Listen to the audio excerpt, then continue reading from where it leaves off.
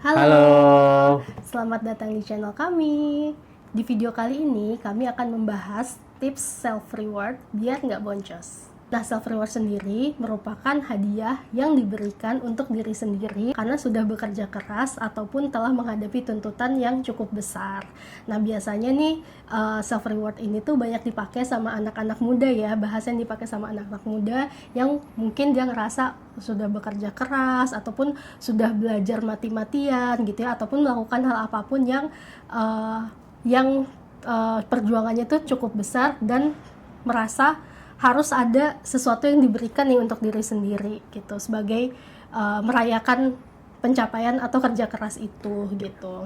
Nah, buat keluarga muda, menurut kami self reward itu bukan cuma tentang diri sendiri, tapi juga ada self reward yang ingin kita lakukan bersama gitu ya. Betul. Nah, tapi sebelum ke situ mungkin kalau dari masing-masing kita pun juga punya self reward yang berbeda ya gitu. Jadi setiap orang kan punya cara masing-masing ya untuk memberikan self reward untuk dirinya gitu, dan bentuknya beda-beda. Nah, ini contoh aja, misalnya kalau suami aku mungkin boleh kasih contoh nggak Bang untuk contoh-contoh self reward yang biasa dilakukan? Kalau self reward versi Abang mungkin lebih kepada hobi kali ya. Jadi kebetulan kan Abang memang hobi gaming, terus hobi koleksi mainan gitu ya. Jadi ya mungkin bentuk self reward buat diri Abang pribadi adalah ya mungkin Abang bisa beli mainan yang Abang suka atau mungkin beli gaming yang Abang suka. Nah, terus ya bisa memainkan gaming ataupun membeli mainan itu di waktu-waktu yang memang menurut Abang tepat. Nah, itu bentuk self reward lah buat diri Abang pribadi. Nah, kalau aku sendiri self rewardnya itu yang pertama adalah makan enak gitu. Jadi kalau misalnya ngerasa lagi ke pressure banget ataupun kayak ngerasa aduh ini tuh harus terbayarkan nih, ini paling pertama itu adalah makan enak gitu. Nah, makan enak ini nggak mesti mahal, tapi yang emang lagi kepinginnya apa gitu.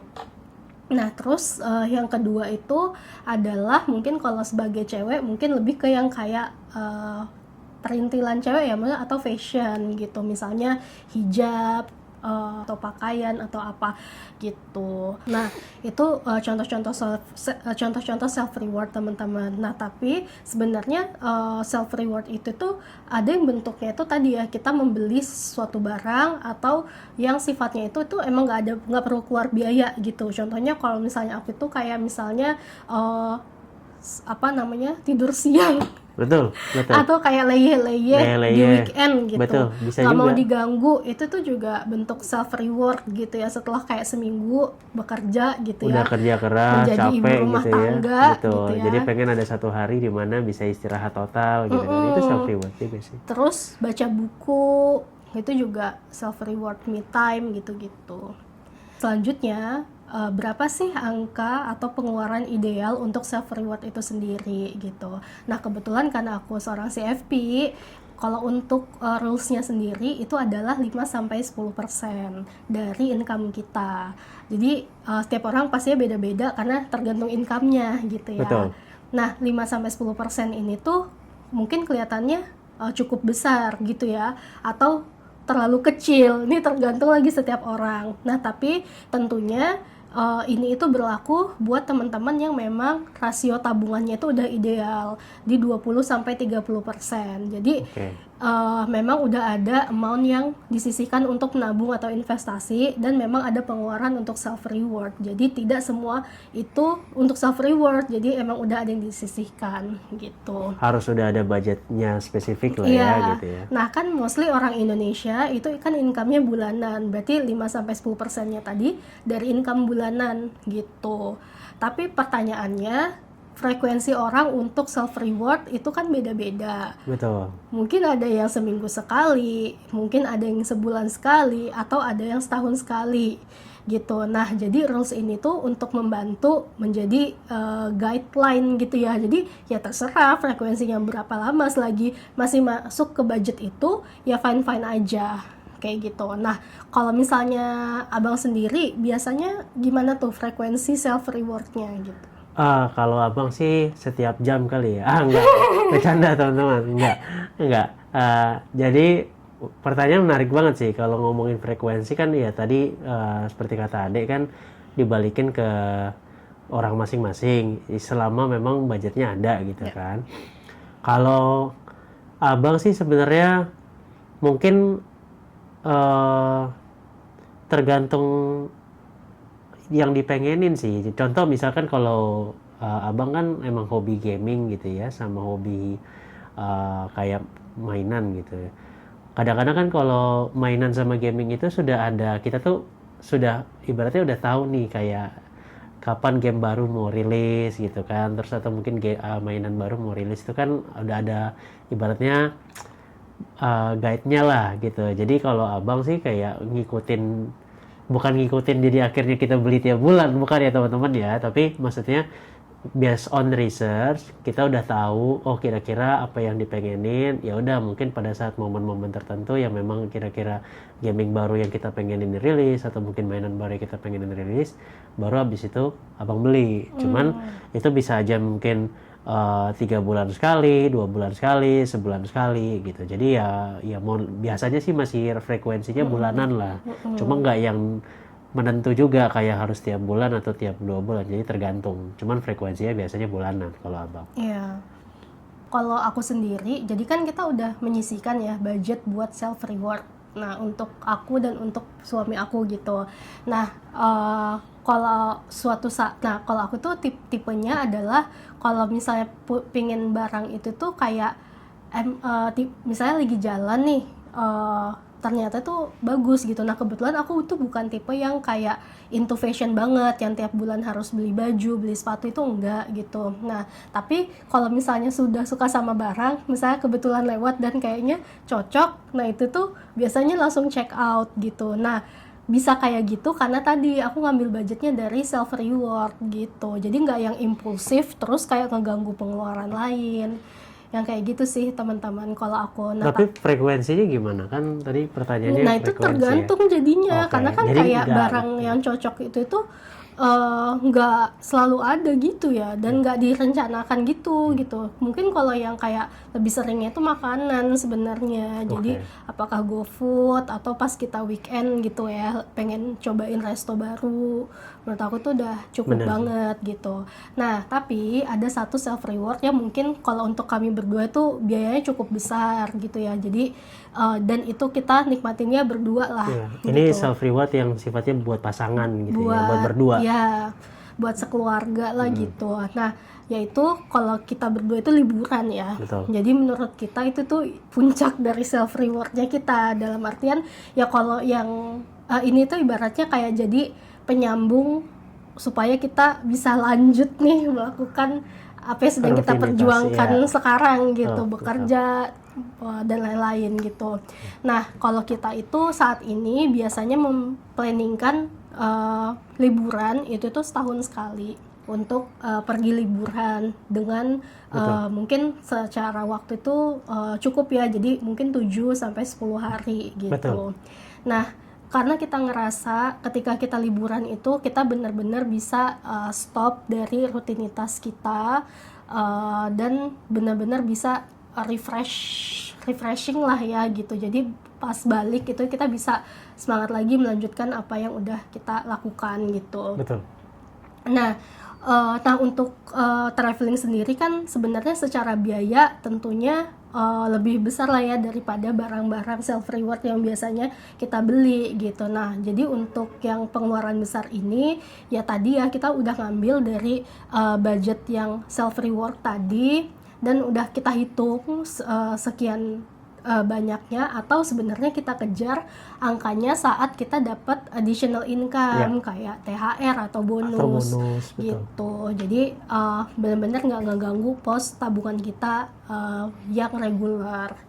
Kurang lebih seperti itu teman-teman. Nah, salah satu tips juga yang mungkin bisa diterapkan sama teman-teman yaitu adalah nggak FOMO dan lebih mindful ketika spending untuk self reward. Nah, sekarang kan juga lagi banyak ngetren orang-orang tuh beli kayak boneka Labubu, atau mungkin kalau teman-teman lihat nih beberapa minggu terakhir nih kan kolaborasinya Swatch dengan AP. Nah itu kan juga lagi trending, terus jadi self reward juga buat orang-orang. Nah sebenarnya itu bisa jadi contoh juga sih buat self reward, tapi tadi tetap harus disesuaikan dengan budget, dan kalau bisa jangan beli karena kita ngelihat oh ini orang lain beli jadi kita ikut-ikutan beli, padahal sebenarnya kita belum tentu suka gitu dengan barang tersebut. Nah, ya jadi intinya jangan FOMO ya gitu teman-teman. Dan harus lebih mindful. Nah, kalau misalnya kita lihat kan juga sebenarnya kalau misalnya kita terlalu FOMO gitu ya, oh ada tren ini, ada tren itu, terus kita tanpa berpikir panjang ikut-ikutan gitu ya, ini kita bisa membuat budget kita lebih bengkak. Betul. Ya, teman-teman ingat nggak dulu waktu awal-awal Labubu booming gitu ya, itu kan harganya mahal banget gitu ya. Gila banget itu, Iya, bisa sampai 3 jutaan ya. jutaan gitu, Iya. ada yang sampai 8 juta gitu-gitu karena mungkin harga normalnya nggak segitu, tapi kan karena masih langka dan orang-orang ada yang just tip, Benar. ada yang harus beli ke negara apa gitu ya, karena apa? Karena tidak mau nunggu dan pengen buru-buru gitu. Betul. Karena Nah, FOMO tadi. karena FOMO gitu. Nah terus juga yang baru-baru ini kan kolaborasinya itu Puma sama apa yang Oh iya, Puma Atmos Speedcat ya? dengan GD. ya GD. GD. Sorry. Nah jadi yang sepatu wanita ya, sepatu Delicious Iya. Delicious Speedcat yang kolaborasi tadi itu kan booming juga ya, jadi kayak orang tuh sampai antri gitu buat dapetinnya gitu. Nah ini again nggak apa-apa buat teman-teman yang emang suka banget gitu ya dan udah nabung buat Dan punya ini budgetnya, gitu. iya. Cuma kalau again tadi kalau hanya sekedar ikut-ikutan dan sebenarnya secara budget itu memaksakan itu ya, itu kan kayak sayang banget gitu, karena kayak secara finansialnya nggak aman dan tadi waktu jadi kebuang banget, harus antri lama gitu Betul. ya gitu, secara energi dan waktu kayaknya sayang banget sih buat itu. Betul. Nah sebenarnya ini fenomena ini tuh kalau di dunia finansial bilangnya dinamakan lipstick effect gitu. Jadi kan in this economy gitu ya teman-teman, kita banyak baca berita kayak ekonomi itu nggak baik-baik aja. Kita punya mata uang pun juga melemah gitu terhadap dolar. Sekarang udah 17.500 17.600 gitu. 17.600. Terus harga-harga barang juga sebenarnya makin mahal, dan banyak banget berita-berita ya intinya menunjukkan bahwa ekonomi kita sedang tidak baik-baik saja gitu. Nah tapi kalau misalnya kita melihat seperti itu, faktanya adalah kenapa sih justru kayak tadi barang-barang yang kayak tadi dibilang murah juga enggak gitu ya, tapi antriannya panjang, Banyak demand-nya banget yang beli tinggi kan. gitu ya. Padahal kan katanya ya tadi ya katanya juga sebenarnya kaum middle class itu juga mulai geser, mereka agak turun tuh secara ekonomi, tapi tetap aja yang kayak gitu-gitu tetap hype. Nah itu fenomena itu disebut lipstick effect gitu, karena lipstick effect itu adalah dimana orang-orang itu berusaha untuk membeli kemewahan yang terjangkau gitu. Jadi karena ya kalau misalnya untuk beli rumah harganya terlalu mahal, mau beli mobil harganya terlalu mahal, mereka mencari hal-hal yang rasanya itu cukup luxury, cukup mewah, tapi masih cukup buat budget mereka. Makanya ini juga jadi kesempatan buat brand-brand itu ngeluarin kayak middle, apa ya istilahnya, barang-barang middle yang ini tuh masih dapat luxury-nya tapi harganya masih masuk gitu di kantong, mungkin kalau khususnya kayak kelas menengah gitu ya. Contohnya tuh yang si jam Swatch dan AP itu Iya. sih. Kan kalau AP yang Aslinya tuh mungkin buset, itu berapa malah bisa harganya? miliaran ya. Miliaran gitu kan. Tapi Swatch dengan kreativitasnya dia bisa kolaborasi dan menjual itu seharga 7,5 juta gitu. Jadi feels luxury-nya dapet tapi budget masih masuk di kantong gitu. Nah, Tapi itu gila banget sih, orang ngantri bisa sampai 2 hari, 3 itu nggak hari. cuma di Indonesia tapi di negara lain gitu. Nah, tapi kan semurah-murahnya itu misalnya tadi kita ambil contoh 7,5 juta gitu. Sedangkan kita tahu UMR di Indonesia pun yang tertinggi kayaknya nggak nyampe segitu kan gitu. Nah, jadi again buat teman-teman yang pengen self pengen reward. self reward yang bentuknya seperti itu ya, barang-barang collab atau yang lagi happening, it's okay, tapi kayak pastiin lagi secara finansialnya masuk, terus tadi udah ngambil 5-10% dari budget income. Dan juga tentunya kalau yang udah berpasangan, komunikasi gitu ya sama pasangan, jangan sampai berantem gara-gara self reward gitu. betul. Nah itu juga mungkin kuncinya ya, komunikasi gitu. Betul. Komunikasi, dan pastikan memang jangan ikut-ikutan teman-teman.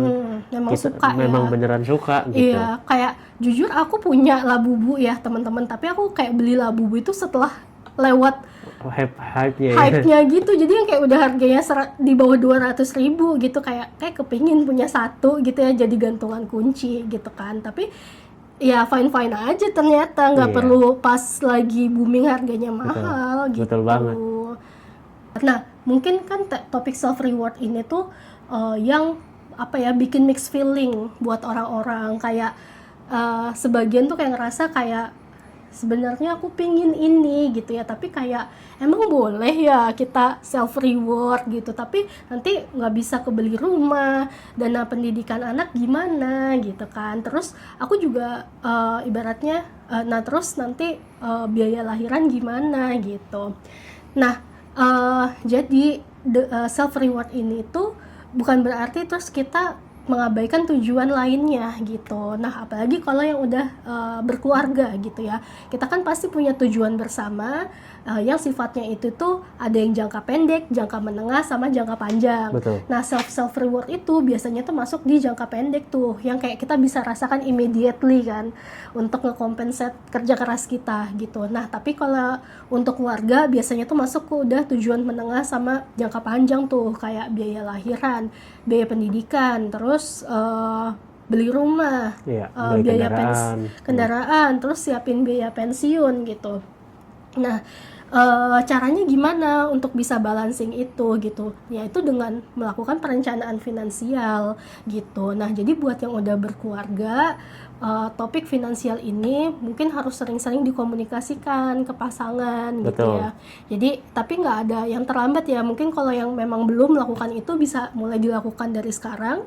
Jadi, tahap awalnya itu ya menentukan tujuan keuangan bersamanya itu maunya apa gitu kan. Kadang-kadang kita punya wishlist banyak banget, pingin ini itu gitu ya. Nah, tapi jangan lupa di set prioritasnya, timelinenya gimana gitu. Nah, Betul. ketika kita udah ngeset si tujuan-tujuan ini, kemudian kita mulai kan investasi, nabung. Kalau rules-nya kan tadi 20-30% dari income kita. Syukur-syukur kalau bisa lebih gitu ya, karena ada orang yang kayak bisa 50% income-nya ditabung, Betul. 80% income-nya ditabung. Kenapa kayak gitu? Karena dia bisa menahan living cost-nya, jadi Betul. dia hemat. Yang kayak gitu sih. Nah, tapi kadang-kadang ada orang yang karena dia lihatnya sangat-sangat ke masa depan gitu ya, dan dia nggak bisa nikmatin masa sekarang, dia kayak ngabaikan self rewardnya.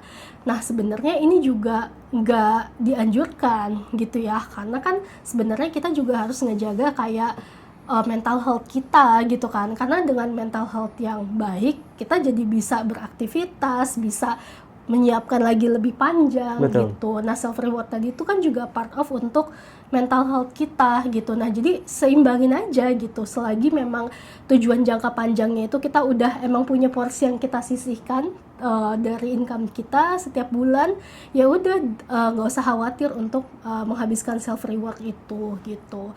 Dan self reward ini juga lama-lama kita juga bisa ngelatih ya, kayak emang self reward nggak mesti mahal-mahal. Anything yang bikin kita happy dan menurut kita deserve gitu ya bisa dilakukan. Ya. Gitu. Ada yang mau ditambahin terkait self reward? Nggak ada sih, tadi Ade udah ngejelasin lengkap banget. Nah, mungkin lebih ke nambahinnya lebih kepada ya self reward itu tadi benar, nggak mesti yang mahal. Yang penting sesuatu yang kita suka, yang bisa membuat kita langsung happy gitu ya.